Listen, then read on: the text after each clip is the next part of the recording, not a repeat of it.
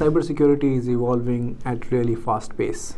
As you can see, in the past, the threats used to be pointed, and therefore people deployed those safeguards at that particular places and in a very fragmented manner. So if you go back to the history, it's changed from cybersecurity being just a perimeter security problem, then to becoming a little bit of an endpoint security problem, then became a data problem.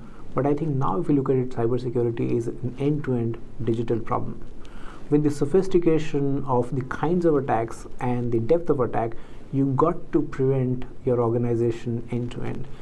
And one of the big change which we are seeing is that of how do people manage identities, because with the growing advent of not just the user but also Internet of Things, you won't know what can go wrong unless you protect and prevent what goes where in the organization. So a big change is happening in terms of having very, very strong mechanisms and technical safeguards on managing, authenticating, and monitoring the identities.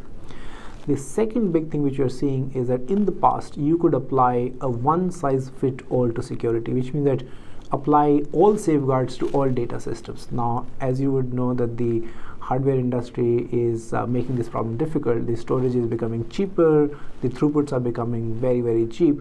You have created enormous amount of data in the organization at all points in time in the central storage as well as on endpoints.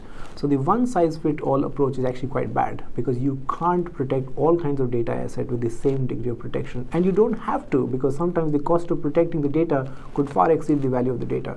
So the second thing which is going to be a big evolution underway right now is how do we look at the data-centric security approach in terms of finding what is the best data, what is the most valuable data, and how you provide a high degree of assurance and control versus trying to do one size fits all. So these are the two big trends really.